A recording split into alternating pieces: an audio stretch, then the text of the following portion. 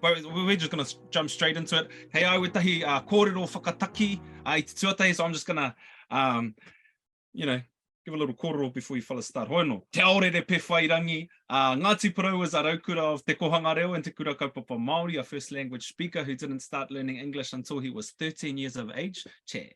Following on with his love and passion for te reo Māori, te Aorere achieved a degree from the School of Māori Language Excellence, te Panikiretanga o te reo Māori, te Pīnakitanga. He has spent over 7 years working in the Māori broadcasting sector, advancing his skills in areas such as directing, translating, commentating, scripting, reporting, te reo Māori consulting and presenting. More recently, he has used social media to produce humorous content promoting te reo Māori. Te Aorere hopes to demonstrate te rangatahi the many opportunities that come through te reo Māori, while also contributing to the revitalization of the language. If kids only see the negative stereotypes online, that's who they think they can become. But if you show them there are other pathways out there, it makes it attainable. Kia ora. A Dallas King no Hokianga whakapau karakia is a kāinga-based practitioner of maramataka Māori. Though trained in Western science, she has been nurtured from a young age by her whānau, including her mini karani, regarding the workings and wonders of te taiao. Dallas continues to walk alongside knowledge holders such as her parents Les and Paio King, Tā Patu Hohepa and Rereata Makiha, sharing kōrero tukuiho and contributing to its continuum through ngā mahi tiro, observing tohu within the taiao. She has been a staunch advocate for te mana o te taiao within her marae, hapu, and te taitokero whānui, especially in regards to wai Māori. Hera Te Kurapa, a familiar face to many for her amazing cooking skills. Cooking has always been a passion of Hera's. She considers herself a home cook, not a chef, and hey, tātou te Māori tēnā. Hera's mother imparted several pearls of wisdom to her, such as a good cook is a clean cook, you eat with your eyes and taste with your mouth, and always cook with love. Hera learned to appreciate the values embedded in these wisdoms, and now she's passing them on to her own daughter. Hera comes from the stunning far north and Te Arawa regions, where she had the privilege of growing up near the sea. She takes great pride in understanding, appreciating, and cooking kai moana with love. Hera's passion for kai has opened doors for her, including the chance to pursue a Master's in Applied Indigenous Research at Te Wānanga o Aotearoa called Kaihaka.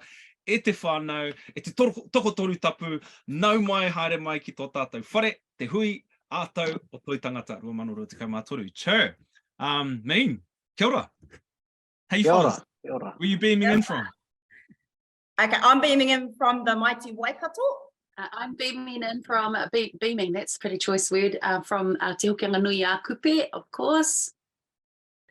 Peace. And I'm in Opotiki. I was in Tokomaru Bay this morning and I'm heading to Tauranga.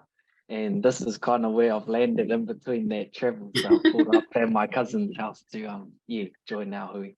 You're running, of course, hey bro, with your backpack. Yeah, in my gumboots. Yeah. In your gumboots, of course. Nā, tēnā koutou katoa I whai wāhi mai ki tēnei kaupapa. And hey, we're just going to jump straight into some pātai, get the kōrero flowing. Reo rua mai mena hihi ana.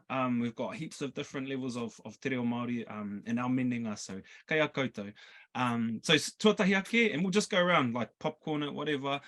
What does your journey with te reo Māori look like so far in your lifetime? I can go first. Kia ora everybody, and thank you for that amazing welcome. Geez, you make us sound so flash, which I'm down for all the time. But actually, this has landed in quite a good time for me because I've just attended my second kōrero in 1 week. My first one was through my mahi, so I currently work for Tupuora. For those of you who don't know who Tupuora is, which you should, we are an education provider providing te reo through all facets of teaching, whānau and whatnot, and I'm the marketing recruitment manager for that tari. Anyway, we ran our first reo wānanga and I was quite scared. Now, if you know me well, that scared does not come out of my mouth because I'm a very confident person. But in regards to my reo journey, I attended kohanga in Rotorua. We then relocated to Tāmaki, where I grew up most of my life, well, my younger years, before my father relocated us to Te Hāpua in the far north. So I started off in reo Māori, and then I came out of reo Māori, and then I was brought up in a rural Pākehā world, let's just say. And then I went to Queen Vic Māori boarding school, where I was reintroduced to the reo again. Now, part of my reo, I mean, I'm at an understanding level, I can converse to a certain point, but I actually have this barrier or this fear, and this is what my reo wānanga has allowed me to speak about and to be open about now, is that I have this fear because I am the youngest of 5. My parents have 28 grandchildren and 9 great-grandchildren. Every single person in my whānau is matatau te reo Māori apart, except for myself. And I don't know why that is. My children are all fluid. My husband's a reo kaiako. And I am realizing that it's because it's my own self-barrier that I've put onto myself as to why I'm finding it so hard on my reo journey. I have every tool you can think of. I have got right up to level 7 in my reo. The only thing I need to do is do panekiretanga, which I'm never going to do. But, you know, and I suppose it's an expectation within the roles that that I'm put in. So I'm a kaiako, I'm a tutor for te ropu o muri whenua. So it's an expectation that I should have my reo. I'm surrounded by reo gurus in my mahi, in my personal life, and all of my friends. So I'm now at the stage where I'm the ripe age of 40 this year. Mokopuna and could be knocking on my door anytime soon. And I have vowed to myself that, well, my husband and I have vowed to ourselves that when we have our very first moko, we will only speak te reo Māori. So my goal is from now on up until the day that my first moko is born, that I will learn and be matatau te reo Māori, and that will be the only language that I speak. So that is my reo journey. It's not a long journey because I am over halfway, but yeah, that's me. Dallas. Yeah. Kia ora, ai. You know, ko Dallas King tōku ingoa, and I think that says a lot. And you know, when people ask me, oh, how did you get your name? I have to say to them, oh, my parents were having a tino argument about it when I was born, and in the end, neither of them won. You know, my mum's over here saying, oh, da da da da da, this is the name of our tupuna whai. My father's over here. Both of them are Māori. But one was raised i roto te ao Māori, and one was raised i roto te ao Pākehā. And so in the end, they came to this sort of conundrum. The end of the conundrum came to the fore when it was like, oh, what's the TV program on at the moment? And that's my name, Dallas. That was the name of the program on the TV. And that's about as simple as it gets. And when you ask me about a te reo journey, it began at te kohanga reo o Manaia. And then it was followed up by going to kura at Rawane, just down the road from us. And there we had a tumuaki who people talk about historic injustices against te iwi Māori in regard to language, and it's not historic to me. You know, even I've already gone through that 40 door. Hera was illustriously talking about, I've already gone well through that 40s door, but at that kura, even in my lifetime, we were punished. We were encouraged against it. My first protest, a sort of action, was to convince my classmates to sign a petition.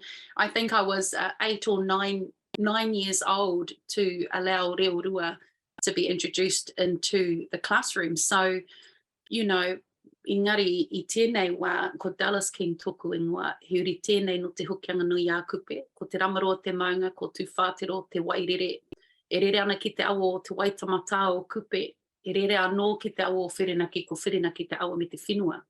Ko mātai aranui te marae, ko matawhao te waka, ko kupe te tangata, kia ora, kupe nuku, first of many kupe, came to Hokianga. Ko te hikutu te hapu, ko te hikutu te iwi, no reira tēnā koutou katoa. So that's the genesis, I think. And when I think about te reo Māori, and you grow up around awesome nans, you know, te reo te tangata is more than just, and this might be a little bit compromising to some people's ideologies, but it's also in its expression, right? Because when you're working constantly in the kaiao, there are all these forms of expression and communication. A person's entirety is their reo, their movements. So when I heard Hera's talking about her journey, in my mind, I was thinking about your whole reo, Hera, because it's so beautiful, right? Every expression of a person. So I don't know if that really answers the question, but that sort of illustrates maybe a tiny peep into the reo journey for myself. Love it. Kia ora. Reminds me of all our kōrero we've had in the past and how, like, you know, esoteric you can go and then come right back into like your Western kind of science meets mātauranga Māori buzz. Tēnā koe. Karawhia kia koe e te tuakena Aorere. Tēnā koe, bro. O tira tēnā tātou, ko huhu mai nei I tēnei rangi. Me tā tātou kaupapa, I wānanga I ana I tēnei wā ko te reo Māori. Yeah, thank you for that intro, bro. And I'll probably ask you to email me that bio so I could use that for other kaupapa, because you've articulated pretty much my whole reo journey. I was fortunate enough to grow up in kohanga reo kura and whare kura. So for the first 17 years of my life, I was at Mana Tamariki, a kura kaupapa. And there was a rule at the kura that if you were to send your kids there, you had to start at kohanga before kura and then before whare kura. And one parent at home had to always speak Māori to the child. That was the rule of the kura. But my parents, both my parents, decided to speak only Māori to me, my older brother, and my sister, Apirana and Te Atakura. And so we only had te reo Māori at home in that kura. My mum is Pākehā and my dad is Ngāti Porou. And this was in the late 90s. And as you said, I didn't start formally learning English till I was at high school, and that was learning to read and write cat, mat, hat, bat at age 13. But I say this story because by the time I was 19, I started as a subtitler at Whakaata Māori, doing the Te Kaya news back then. So it only took me 6 years for the facility of my English language to get from pretty much zero to that of national broadcast. And the reason why I say this is because in my experience, it was a lot easier for me to learn English than it is to learn te reo Māori, because everywhere outside of the home and our kura and our wānanga and our marae, ko te reo Pākehā, te reo mātāmua. So it was a lot easier for me. And I agree with what Hera is doing, speaking only Māori to her children and her grandchildren, because if you have it at home, the rest of the world will teach them English. And he māmā tērā, because I've lived that experience. So ka mihi hoki kia kōka Kathy Jews. I'm a product of the kaupapa that she championed, and along with others. And after whare kura, I started working at Whakaata Māori. I did my undergraduate at Massey University. I did my master's at Waikato. I did the pīnakitanga ki te reo Kairangi in Auckland, and I also did te panekiretanga under Supau Te Mara, Sir Timothy Karetu and Wharehuia Milroy. So I've been fortunate to be a product of all of these reo revitalization programs that were established. So I haven't in my life had to go and fight for these things and protest for te reo Māori. It was all there for me when I was born. But I wanted to share a story. More recently, I've done commentary, and I went to one of my mates' weddings, and his mum was Māori and his dad was Samoan. And at his wedding, he said, you know, all you kids and all you parents who grew up in the 90s only speaking Māori, you were all radicals. And I'd never thought of my parents as radicals for doing that. Back then, where there was a lot of racism and, you know, aupehitanga o te reo Māori, but to see their vision of the value of te reo Māori, and I sat in a corporate box at a sold-out Eden Park with Mills Muliaina. It was an All Blacks game against, it was a Bledisloe Cup match against Australia. And I thought, you know, I don't think my parents would have ever dreamed that this is where Te Reo Māori would be in 2022. And I got to commentate that game with two Mamao Harawira entirely in Te Reo Māori. So I just want to thank those who actually did the hard yards to create kohanga reo kura kaupapa Māori, whare kura, whare wānanga, reo wirirangi Māori, whakaata Māori, and all of these things so that I can be safe in my reo Māori, in my tikanga Māori, in my Māoritanga. Yeah, tēnā koe, bro, tēnā tātou. Tahua, bro, yeah, totally. And that's some of the things that Kathy was touching on this morning. You know, tarātou reanga, tātou reanga ie nei rā, me te ana mata. How, like, I don't know, I don't want to get off onto two tangents, but let's come back to that. Hono, just keeping rolling with our pātai, like, so you were talking about those who taught you, both Te Aorere and all of us here. So who were some of the people who taught us te reo, and what do you think their kind of intentions were, other than the obvious, but were there ko wai ngā kaiwhakako, ngā kaiwhāngai kia koutou te reo Māori, who taught you te reo, and what were some of their wishes or dreams and aspirations for you, for your future? Maybe I should go, because there seems to be this thing, but who taught me? Well, first of all, it's continuing to be taught, clearly, but you know, my Nan Faye, she was my earliest teacher, my krani a te whango, Tukane Kaipo Kaiho Rogers, and her and a few other of our nannies established and were part of the Māori Women's Welfare League, of course, and established the kohanga reo in Omanaya. And so it began there, and it's never stopped. It can't afford to stop, I think, because like Hauorere was explaining, the whole world around us operates on different currencies when it comes to language.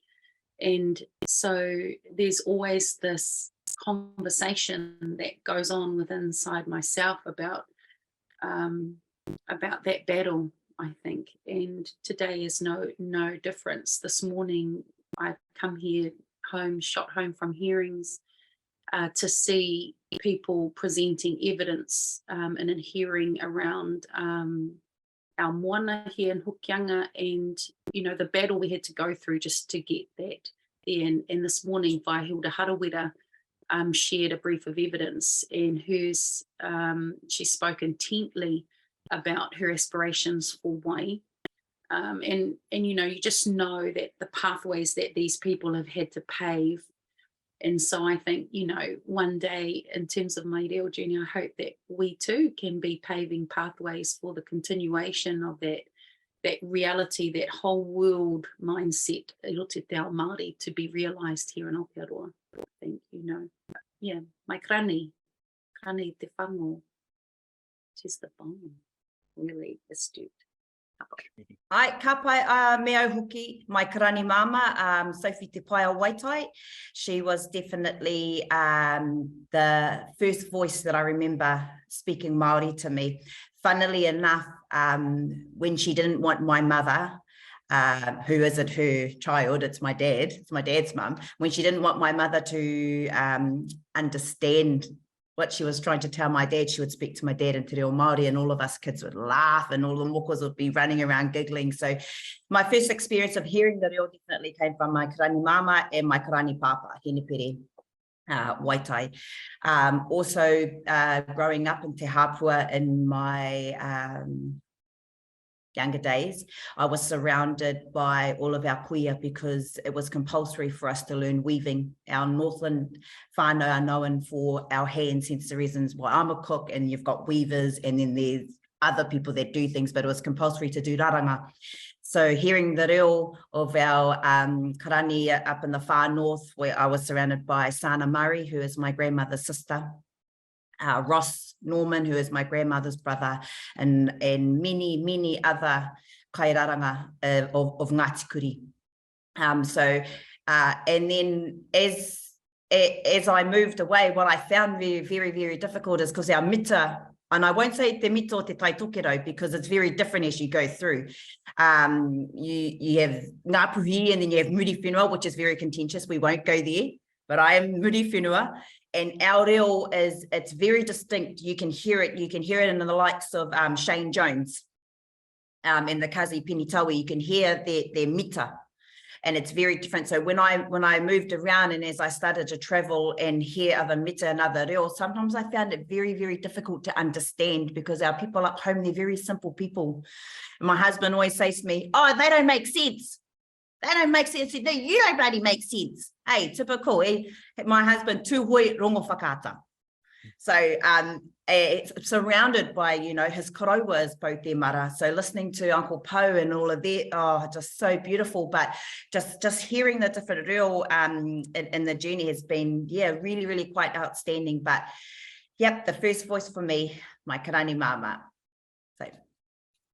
Kia ora. And you bring up a really good point around mita, and how we have our mita, arohe, awhaitua, and then this kind of emerging standard Māori, reo Māori, and how what who says what's and feeds into that.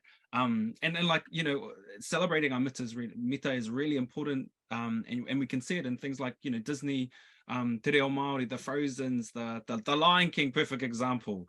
All of that kind of stuff. So tika tonu. Taurere. I guess my first teachers were my parents. And I'll be honest, they weren't real experts or anything, but what they were consistent. They only ever spoke Māori to me and my siblings. There was never once that they'd ever speak English to us. So that was a huge thing. Mai te kirikiritanga, when I was in the kōpū of my mum, that's when my real journey began. But someone who was quite influential in my upbringing was Leon Blake, or Heketu Blake. My mum, she taught him te reo Māori at high school, and she was his first real teacher, and that kind of took off. And now he's one of our leading real teachers in the country. But he always, I think, why he gave a lot of time to me and my siblings was because my mum, nāna te kākano I whakatō ki roto I e, ki te ako I te reo. So I was fortunate enough, every Wednesday night he would come over to our house, and this was when panekiretanga had just started, so he was one of the first students. So he would go to panekiretanga, learn, and then come in. He'd teach us, but I think he was teaching because he needed to really process and have a student to teach and practice before he goes into his classes. So every Wednesday night he'd come over, would eat fish and chips, and he'd teach us new kupu. So we were very fortunate to have access to him in my upbringing, and even now I still message him, what do you think about this? He's like a tuakana to me, and he kind of inspired me to make a career of te reo Māori. But after high school, I was fortunate enough to have access to a lot of mātanga reo, and I'm a real geek, so I put myself in those places where I could ask questions to people like Poe and Timoti and Te Kura Taiaho, Mataia Kepa. There's been heaps of people along my real journey who have taught me bits and pieces, and it's really inspiring to have mentors that I can always turn to. Yeah. Me, bro. On that note, and you did speak about it earlier, te taha ki te mahi o mahi I tēnei wānei, how has all of that hikoitanga nohea mai, kehia kuinai, and how has it integrated into your current work and all of its facets, not just broadcasting, but how is it integrated into your mahi, and how important is it in your mahi in all of its facets? And we'll just start from you and go around. Ko te katoa. Yeah, I guess I go back to the Kōrero te reo prawa. The time of my grandparents, they called English te reo prawa, and my understanding of what that means is that's the language that'll put bread and butter on your table. And that was the thinking back then, because I patua rātou mo te kōrero I te reo, I te kura ka karo kaore he oranga ki tua, there's no livelihood in te reo Māori. But in my generation and in my upbringing, te reo Māori is te reo prawa. All of my jobs have come from te reo Māori. And as a raukura of kura kaupapa Māori, you kind of give an oath at your graduation. And in Te Aho Matua, one of the parts of it, it says, hei raukura mō tō iwi. Now you're given all of these tools, your reo, your tikanga, go and be a servant of your people. So after kura, that's what I've committed my life to. I've been fortunate enough to be in broadcasting, and for example, like I don't know if I'm allowed to say this or not, but I'm commentating the World Cup in te reo Māori. And you know, I did the Indigenous NRL game at the start of the year, and all of my jobs is based around te reo Māori. And more recently, I have a dive show. Well, I'm involved in a dive show called All Gear No Idea, and it's me, my brother, and a mate of ours, and we go out diving. But the purpose of it is to make humorous content, but to revive the reo in that context. For example, in the time of my karaua, he called diving tupo, because there was so much kai back then, they just had to bend over and tupo to get the kai. In my dad's generation, he had to swim out 200 meters to a reef off the coast, and he called that ruku. So, you know, it's changed because our kai are being depleted. And in my generation, you now need a boat to go out and go around the corner, and you need a dive tank. So it's gone from tupo to ruku kurahau. Kurahau is a term that we developed. It comes from kurawai, which is a water tank. We just changed wai to hau, which is a air tank, I guess. So it's those things. It's about learning the history of the moana and the kupu and the etymology of it, the whakapapa of how it's changed through times. And that's what I commit pretty much my life to, is to put te reo Māori into places. I did a Black Caps game recently, places like cricket and rugby league and diving and hunting. So kids like me who grew up at kohanga and kura can articulate themselves in whatever they choose to do. So that's a lot of where I focus my energy on, is to progress the language into places that it once was, or to places that it's never been before. Kia ora, bro. Expanding the domains of te reo. Want me to go? So if I think about how te reo Māori has been integrated, or been contributed to the journey of the work that I do, I think that for me, it's difficult to coalesce the two different types of mahi. So on one hand, I find that it's more often than not an advocacy role, right, about ensuring that not just te reo Māori, but all that it encapsulates and represents. So in the mahi around around ngā mahi mo te taiao, we have all these kōrero tuku iho, right, that stem out of te whare wānanga o Hokianga.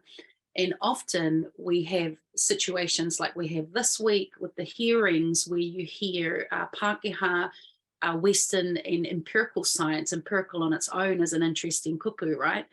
empirical science being represented as the baseline and the information or the kōrero of consequence. And then over here, we have our whare wānanga, ngā tohunga o te whare wānanga o Hokianga, and the conversation between the two shouldn't take place. First of all, they should stay in their own lane. But most importantly, this kōrero tuku iho based approach to the taiao is not recognised as having the same level of consequence. So we have a situation where te reo Māori, kōrero Māori, whakaaro Māori are diminished and in time invisibilised. And even in fact, we find the argument and the wānanga happening within our own people, right, where they say, oh, but the scientist says this and the engineer says this. So even within our own whānau, we often find everybody supports kōrero tuku iho, everybody wants to learn it, but at the point at which it becomes a practice and we trust it, that's the part where I'm finding that, you know, te mana o te reo and te mana o ngā kōrero tuku iho is constantly challenged, constantly requiring advocacy. And I think, you know, so that's one way that te reo Māori is an active and has to be a proactive part of the work that I do. And then on the other hand, you have this other mahi that we do with, you know, we've got a whole lot of kai tiro here in Hokianga, and their mahi is to be kai tiro, right? So they're in the taiao. And, you know, funnily enough, one of our prerequisites is that you can't have a tohu that comes, hold on to your seats, guys, this might offend everyone, but you can't have a tohu that comes from an academic institution, because that just totally mucks up the way that they tiro. So for me and Paparereata, right, this is one of our projects, the Ātārongo kaupapa. It's around developing a penultimate ability to trust kōrero tuku iho and align that with their tiro. And what happens is they no longer look to the weatherman on the news and the meteorologists to tell them what to expect in terms of the taiao, in terms of the weather forecast. You know, we've got these rangatahi now, and it really radically shifts the way that they value. So when we go to places, and if they heard, for instance, what we heard earlier about the different kupu, which is clearly also an indicator of where you're gathering and how abundant the kaimoana is, they'd be like, aha.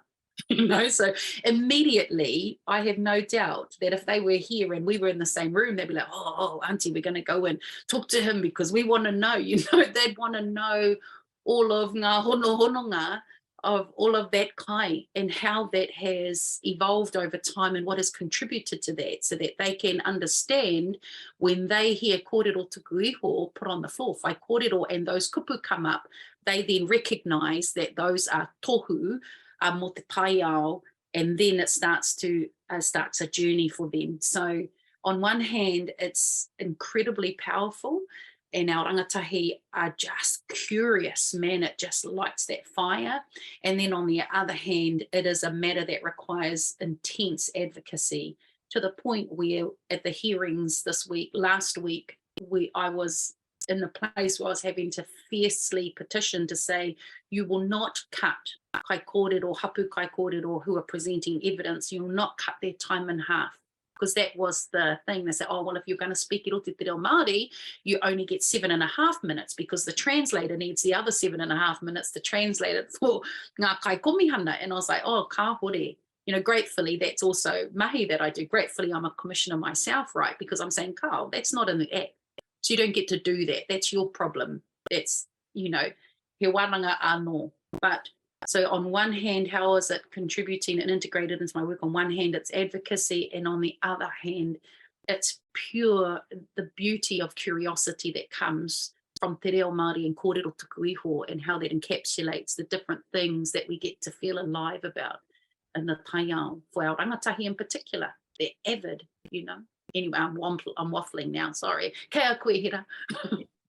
Holy heck, now I have to sound really intelligent just to match what you were just talking about. I actually totally forgot what the question was now. But no, how does reo integrate in the mahi that I do? I'm going to speak about this from two points, one being my main mahi and how reo is incorporated, or how I use te reo in my main mahi, which pays my mortgage. So as I spoke about before, I work for Tupuora. So Kingi Kiriona and Te Wai Pounamu Tēnā Kore, they are our mana whakahaere of Tupuora. I'm so blessed to be surrounded by such amazing reo speakers, Parone Gloin, Greg Koia, just to name a few. And so in regards to the reo, I am having, because I'm the marketing and recruitment manager for Tupuora, I have to use my reo to, I won't use the word entice, but to encourage kaiako that are based in Kura, their whānau, and encouraging them to do our Te Reka Maurua reo programs and reo classes, and just wrap them around in all the resources, and to enlighten everybody about what resources are out there, and how they can go about upskilling their whole entire whānau in te reo Māori. So in regards to the reo that I do have, I use that for online purposes, to be able to put out messages, and being able to make contact with a lot of the whānau and principals and all sorts of other people out there. And then the other way that reo is integrated into my mahi is through my cooking. And my contract work that I get. So very much like Te Aorere, I've been fortunate to have many opportunities, and might be a bit of a, not a mic drop moment, but maybe a too soon moment, but you may see Moontide and Easy Eats with Hera Te Kurapa doing a bit of a collaboration by the end of this year. So there's something to look forward to. But the reo that's used on my cooking shows, what I wanted to do is that I wanted to make reo within cooking be normalized on a not just within Māori television, but in mainstream, and showing how beautiful our reo sounds whilst cooking, and making it, and it didn't matter how raw it was, and you know, just all of that, and using my tacit knowledge, or also known as lived experience, to bring that out and to bring the beauty of our reo whilst cooking. It's still a journey. There were some pretty sticky lines in there when I would have to do voiceovers for my cooking show, and using different kupu that I wasn't familiar with was hard for me to adapt to. But also I really wanted Te Mito o Te Tai Tokiro to come out. So that was interesting as well to come through. And yeah, I suppose reo is just in everything that we do. I don't see it as it just being left for mahi purposes, but also for personal purposes. And yeah, I hope that was the question, and I hope I answered it. You did, beautiful. And you actually bring up a really good point, and maybe topical for the next kind of kōrero is, you know, no hea mai te tangata, your upbringing, your journey, where you are now, and how you use te reo in your mahi. But if we talk and think about well-being and hauora, waiora o te tangata, for yourself, what is, you know, how integral is it for your well-being, but also wider for our whānau, our hapori? Like, how integral is it for our people to know their reo, to whatever degree, right? How important is it? What are your thoughts around its, you know, ki te mate te reo a popo, what would that mean to us? Ki te ora tonu te reo, what does that mean, you know, for us going into the future? And not forgetting that we live under a Western system, and how the constant struggles that we have, and how it also grows into those paradigms, if you like. We had a bit of that kōrero whai Kathy, but yeah, how important, or what do you think the importance of it is in terms of the well-being of our whānau, particularly those that don't have that same access or haven't grown up with it, all of those challenges that come up with our whānau? Yeah, just whakaaro around that. Even you know, we're advocating nationally, regionally, but then there's whānau who they don't jam with it, they don't gel with it because of whatever those lived experiences and challenges have been for them.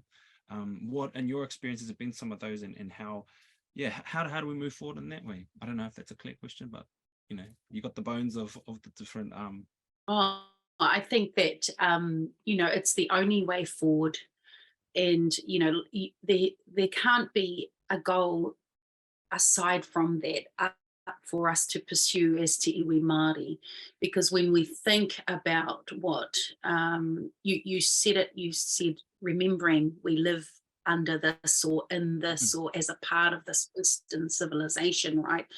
You know, that's te rā te raru, right? That's the issue, isn't it? And so if we want to realize what it means for us to not be partisan to that, then we have to aspire, I think, to be able in our fullness. And this is not to discourage people who are in the beginning, or even, I don't even feel, you know, I feel saddened sometimes where you see people grappling with the pressure that comes associated with feeling, you know, under pressure to ako, to learn te reo Māori. But if we didn't pursue that as a single-minded focus, because it's so inherently attached to our well-being, then we're not pursuing the right thing. We'll always be pursuing someone else's thing. And that, I mean, everybody may not agree with that, but I think if we're not aspiring to acquire our language in its fullness as a people, then every time we acquire any fruit, it will always be coming through the lens of the Western world society that we grapple with constantly.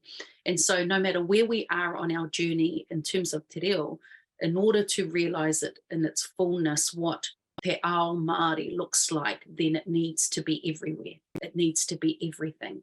And every conversation and every setting and every context should be through the lens of te reo Māori, because then and only then, I think, can we aspire to a future where we truly are living in our world, you know, and products of our world. That's whakaro anyway. E tautoko ana I tā Dallas, it's the same kōrero. And my mum always says what has come from colonization is poverty. And the greatest poverty that we have is poverty of mind. Ka tae mai te Pākehā, ka murua ngā whenua, we lose our land. Ka murua ngā tikanga, we lose connection to our customs and our taiao and our practices. Ka murua hoki te reo, our tipuna were hit for speaking te reo Māori at kura. And it was a conscious decision by the Crown to colonize our people. And the way in which people they colonize people is they gave them the tools for them to colonize themselves.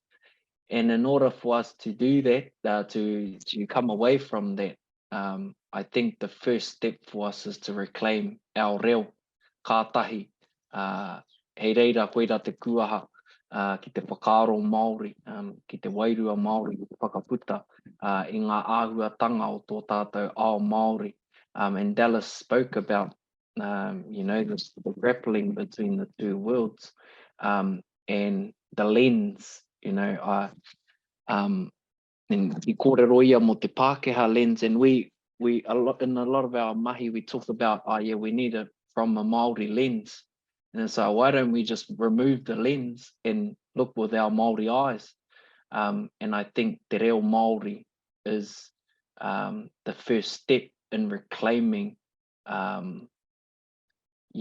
te au pehi, our greatest poverty and the poverty of our minds. Because if we can think it, if we can dream it, kātahi ka whai ko te reo, kātahi ka whai ko te tikanga, ko te oranga o te iwi Māori. Koeira te tīmatatanga, and that's what Koka Kathy and everyone of that generation envisaged for te reo Māori and te ao Māori, is for us to go back. And I think one last part, just for me personally, in a lot of teachings that I do, a lot of people say,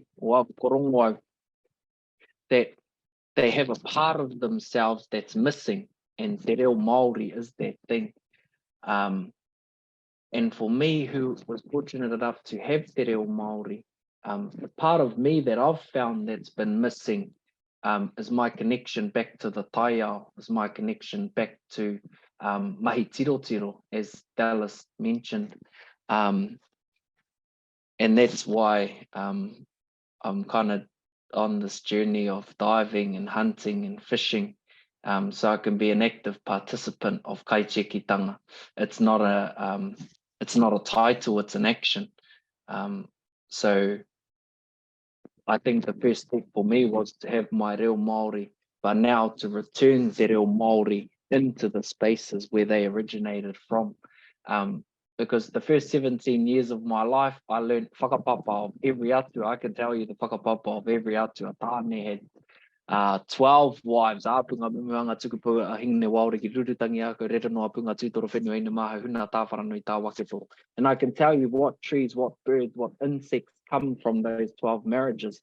But if you were to drop me into a native forest, I probably couldn't identify a rimu or a tōtara, because my reo Māori was taught to me in a classroom setting, not in the setting where that reo comes from.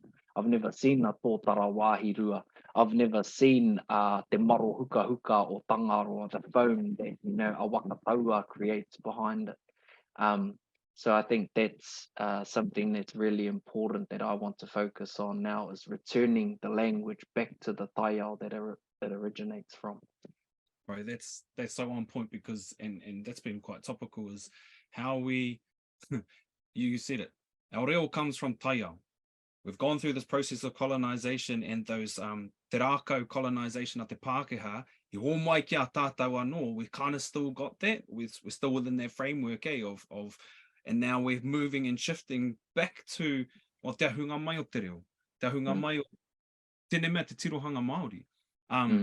Bro, I think if tika tau, that's one of the key. Whakakapi I tērā, I guess that's a nice segue, hei whakakapi I taku kōrero. Āpira nā ngata te ko ōringa ki ngā rākau a te Pākehā, and we've focused too much on that ki taku te tiro.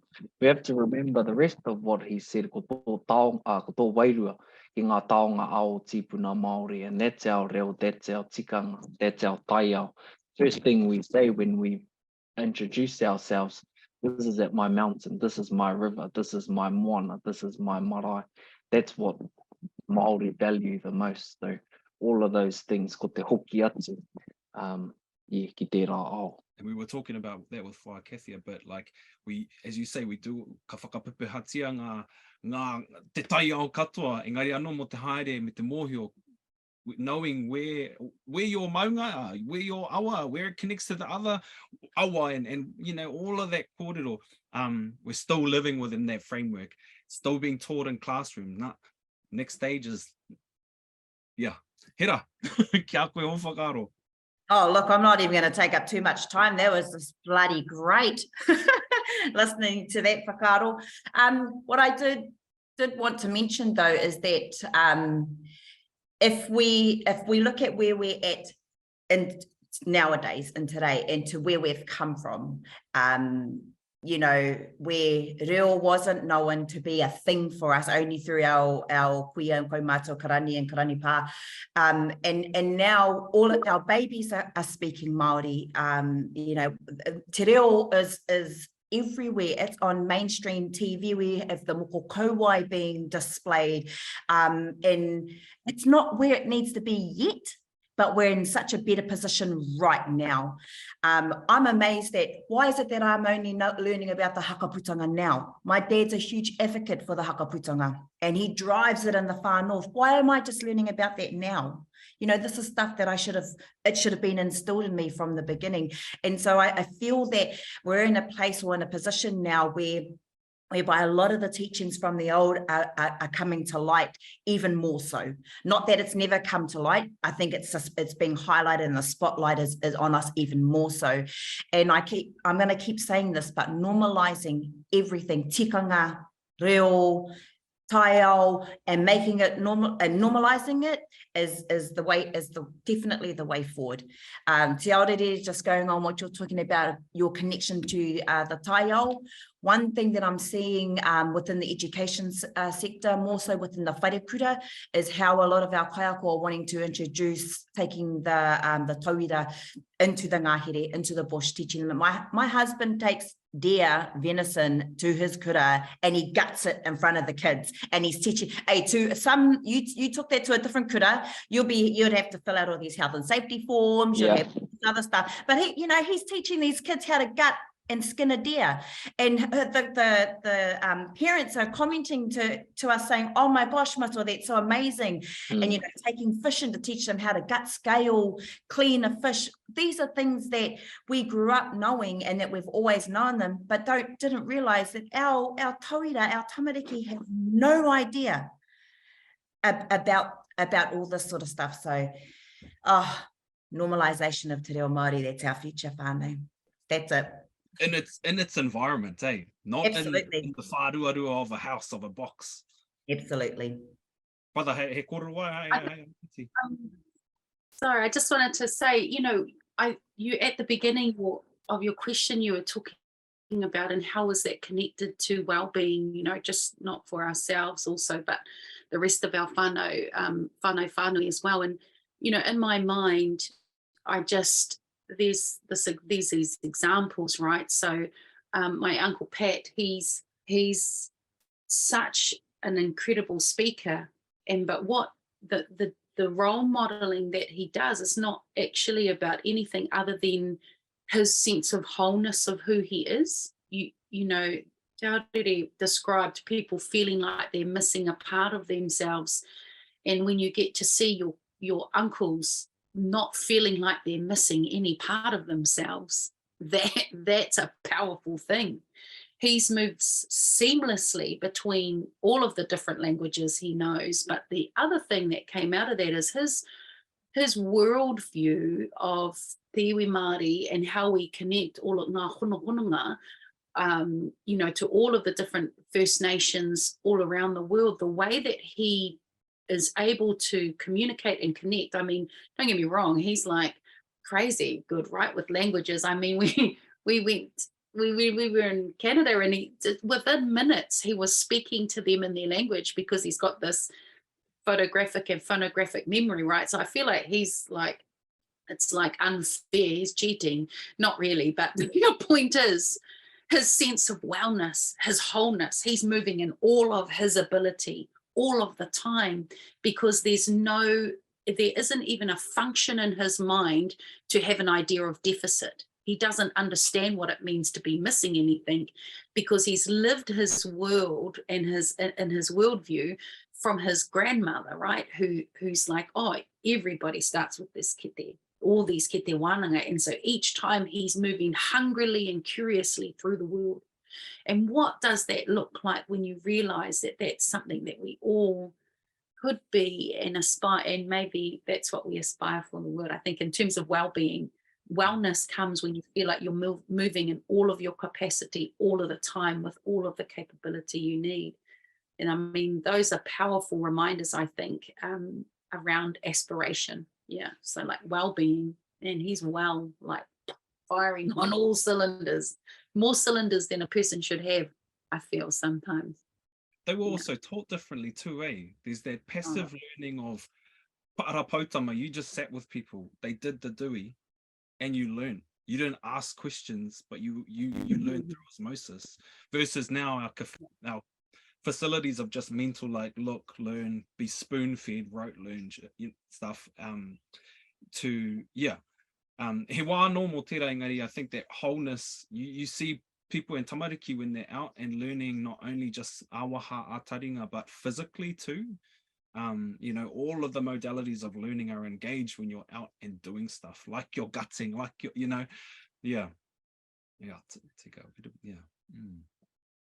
He kōrero apiti, wai te aorere? Ki tērā? Just that point, he tika tau, and I think my understanding of that way of learning is kai maro, and people would go into a whare wānanga and they were given a stone, and it was called te kai maro, and the student would place the stone in their mouth, basically to shut them up, so they would just look and listen, and that's how it was taught. But I think now that we're a little bit disconnected from those things, I think we have to ask questions. My dad's generation, they were never allowed to ask questions because they were under te kai maro, and that's how they were taught. You know, you just look and you listen and you sit down. But the problem is there's very few people who have that mātauranga, and there are very few people who are interested in that mātauranga. And if we don't go and ask questions, ka ngaro, that's a huge thing. But I just wanted to touch on what Hera said earlier. I was just in Tokomaru Bay, and it's the same thing. They're learning to gut there, and it's you know, he matarua tērā āhua. One, it's to help eradicate pests in the rau kumara. A bad forest is 35% of it has pests in it. The rau kumara has 65% as pests. And to harvest or to eradicate those pests, kei te āwhina koe I a tāne, but also it's something to help feed our whānau. We talk about, you know, the day-to-day struggles of just getting kai for dinner. So e rua ngā taha, one kei te hoki tātou ki te hono ki te taiao, kei te āwhina I a tāne, kia mauri ora I anō ia. Engari kei te whāngai hoki tātou I a tātou whānau. And on my way back home to Tokomaru, I was driving through Uawa, across the Uawa Bridge, and it was 12 o'clock, bang on 12 o'clock, and there were these three boys. It must have been their lunch break. They were in their maroon Uawa school clothes, and they had fishing rods, and they were going fishing at lunchtime. So that was something cool that I saw in Uawa, that they are learning those things, and I don't know, maybe that was their lunch for the day. I hope they caught something, but all of those things, kei te hoki tātou ki ngā mātauranga o tātou tipuna, hei oranga mō tātou. Do have a few questions, even though we've been questioning and having our wānanga discussions. There are questions that have come through from whānau. Feel free to have a look at them. They're in the Q&A box, but I'll just go through some, and if you want to answer one yourself, just so I'm going to answer this one. But there was one about Hera, are there many any Māori cookbooks that you can recommend, or that you know of, or that you've written? Funnily enough, in regards to, I think the part I was there any in te reo, written in te reo Māori, I do know that there are some fantastic cookbooks out there, but I'm hoping that mine's going to be the first. I'm currently in the process of writing a cookbook. It's actually going to be bilingual because I want it to be able to translate, or, you know, to hit the mainstream medium as well. I'm just trying to think who, I'm wondering, Casey and Karina have some great ones, but I'm not sure if they've translated them. I know that Karina is on her real journey. Actually, both of them are on their real journey, and they're doing an amazing job with that. And I think they too are also in the process of looking at doing a cookbook in te reo Māori. Mine's going to be a little bit different. My cookbook is, or the route that I'm going down is that I'm wanting to handwrite my first cookbook, because I want to present it to my daughter. I want to be able to give my first cooking book to my daughter, because as I spoke about, or in my intro, you may have heard that the type of cook that I am, I'm a home cook. I don't consider myself a chef. I never want to be trained. And the reason is because I want my cooking skills were taught to me by watching, looking, seeing, tasting from my nannies, from my mum, from my sisters.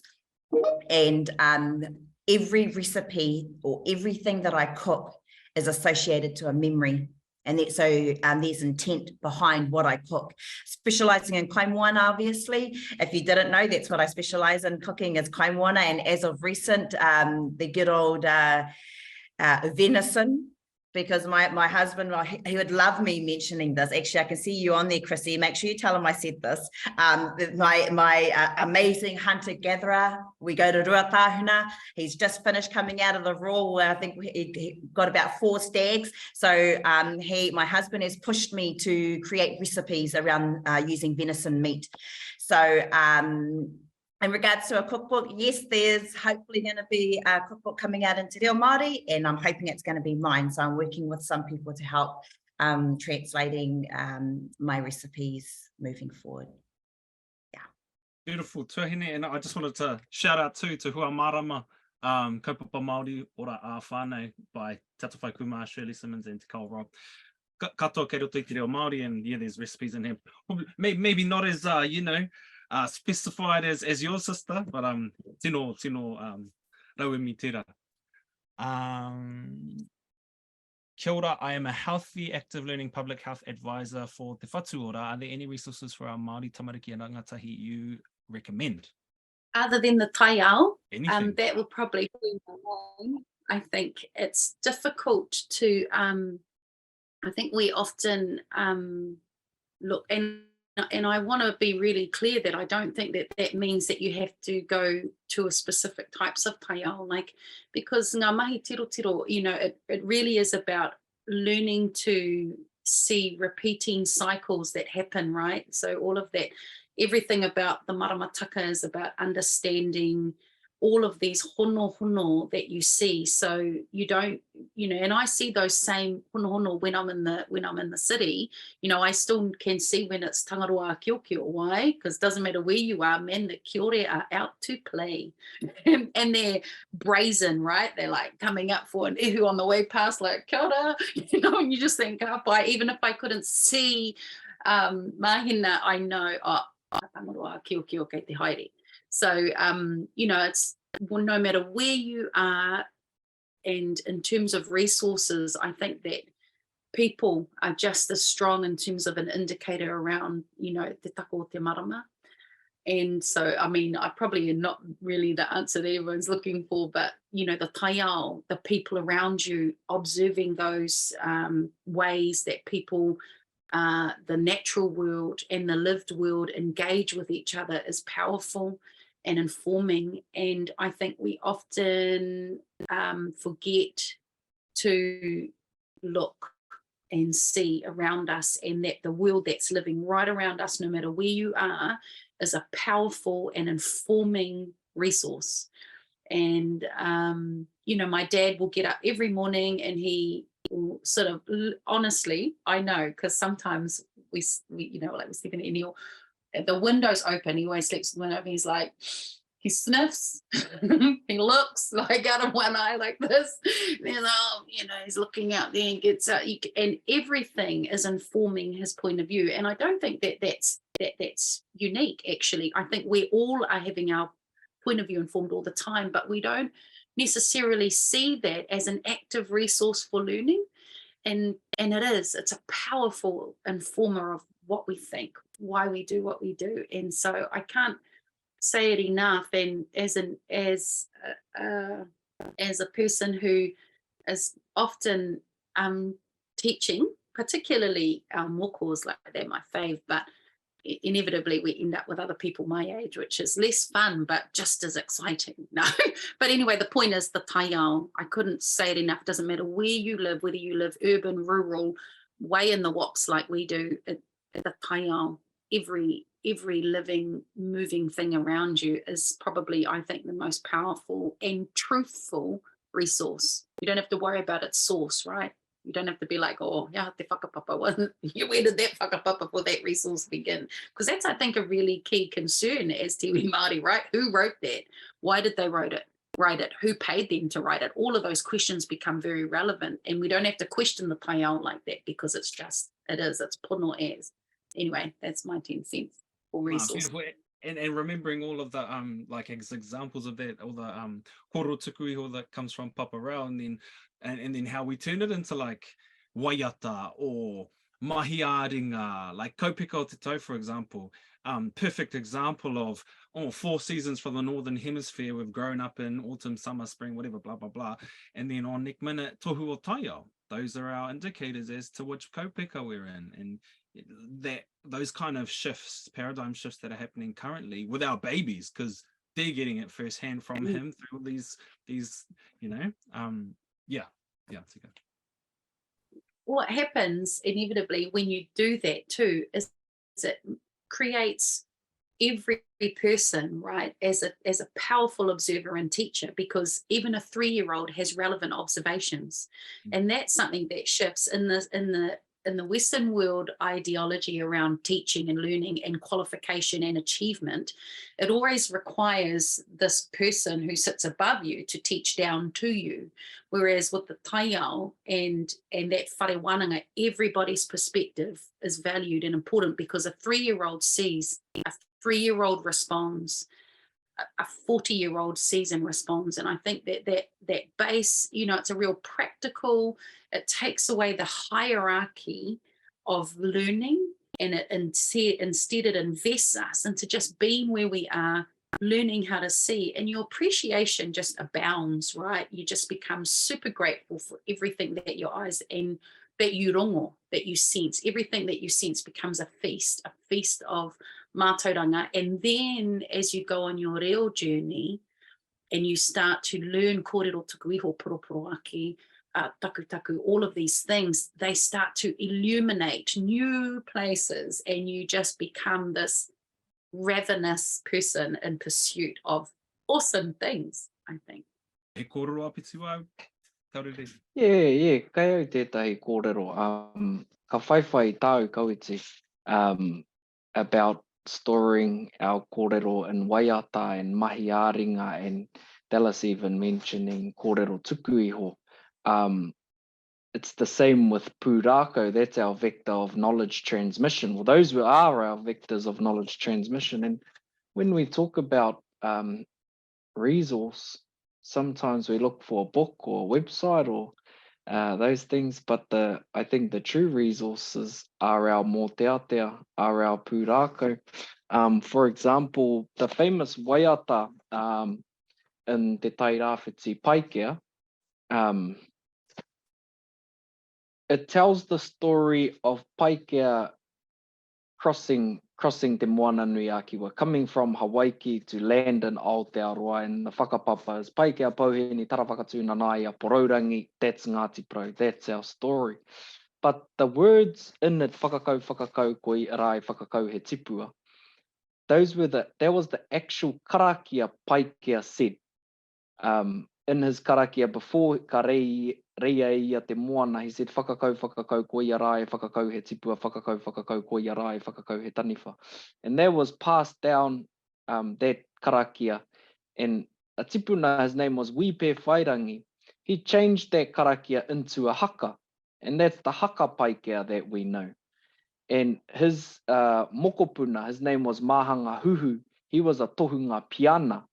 And he changed the haka from the haka to a waiata.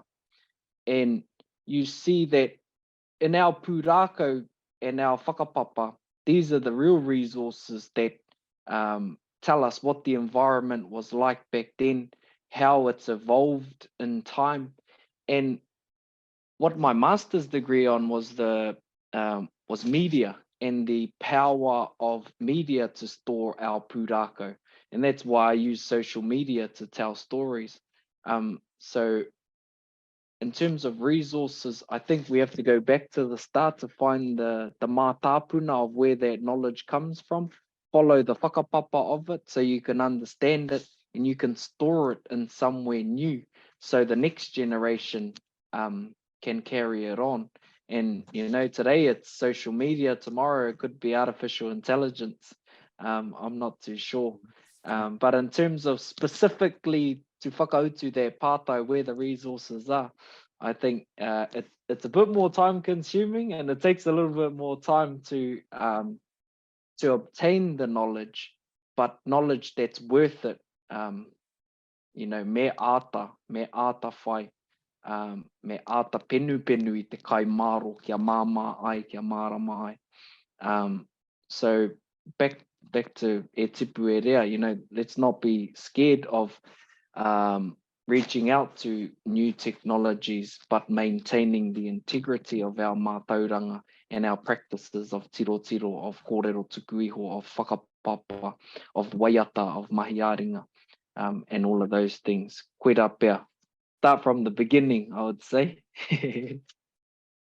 Ko tai tātou ki te mutunga o tō tātou wānanga hono, e wā te ana, mena he koro hakamutunga wā koutou. If you have any final gems of koro, of thought, feel free to share just before we wrap up. Hera, koro wai? Oh, look, I think spaces and places like this are all meant to happen when they're supposed to happen. So I think having forums like this and allowing the kōrero to be shared is, I wouldn't say it's a privilege, because it's our right. It's our right to have forums like this to be able to share and kōrero. Just thank you for listening to my gobbledygook. I hope you got something out of it.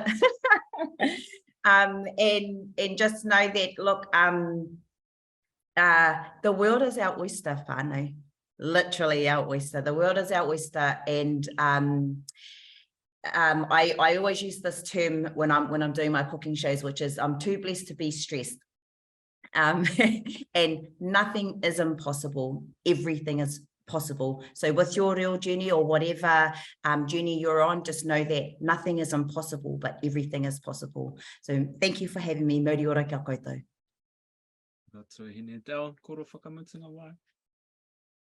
Kia ora. I just want to thank you, Kawati and Hera and Te Aorere for sharing, and for particularly Kawati for guiding us. Sometimes I can hear my dogs are like barking because something's going on outside. I'm really sorry if it's coming through, whānau, but anyway, it's a dog situation here. They're really important. Hardest work as we have. But if anything, I would just like to say thank you. Thank you to everybody that's organised this. It was a real privilege to be a part of it. And I also want to tautoko what Hera just said, that it is also something that we have to inherently pursue, I think, is our right, so that we continue to have forums like this where we can wānanga. And I've been really excited hearing what you guys are doing, and I'm like, oh, ka whai, I've never met you before, Te Aorere, but sounds really cool. And also, I don't know if you noticed, but when you were sharing that kōrero just before, I was like, oh, hang on, there's some kupu in there that are like just the lights come on, you know. So please excuse me if I started to get really close to the camera. I just probably would say, just in closing, that the greatest resource we have is ourselves, I think, and the people around us. And just, you know, man, be passionate about loving te iwi Māori and te ao Māori, because it's such a cool place to be. And yeah, tautoko e te whānau, just tautoko everything we can, support and be, just happy to be Māori. It's also pretty cool. And you know, if anyone's ever come into Hokianga, hit me up.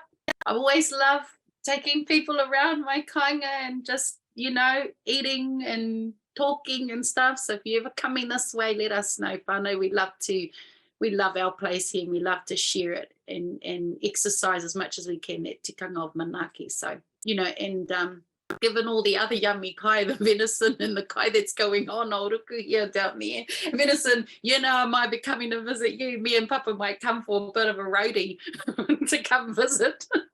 But anyway, just thank you, and thank you, Kawati, and thank you to everyone else behind the scenes in Toi Tangata for creating this outcome. Yeah, really cool. Hei whakamutu ake for our wānanga on te reo Māori. It's not a sprint, it's a marathon. And as Māori, we don't think, oh yeah, after this 1 year course, I'll be fluent. We think, oh, after 3 years, after 3 generations, my mokopuna will be fluent. So be kind to yourself on the journey. You'll make mistakes. And don't be whakamā. There's a kōrero. Ko te reo hapa ka taia te whakatika. Ko te reo ngū kaore taia. People who make mistakes can be corrected, but people who stay quiet and don't make any mistakes at all, yeah, it can't be corrected. And so yeah, be kind to yourself, be kind to your whānau. I guess lastly, the kōrero is ko te ara tere ki angi tū, ko te ara takitahi, ko te ara tika ki angi tū, te ara taki tini. So if you want to go fast, go alone. But if you want to go far, take your whānau, take your hapu, and take your iwi with you. because once you get to that place of success, you'll be warm and surrounded by the people you love. Oh, my drop. Oh, yeah, ora kau tu atu I wera koro whakamutunga hono tāku, he mihi ake kia koutou. I whai wāhi mai ki tō tātou kaupapa o tirā, e mahi nui nei, ki te tutuki I ngā wabata rātau mā mo tō tātou reo te take. Nō reira, massive mihi to you three. Thank you for coming and being a part of this kōrero. Ka hakairi ake ngā kōrero ki tā rāwhare, I tēnei wā, I te iwi, we're gonna just massive mihi to our kai kōrero, our panelists.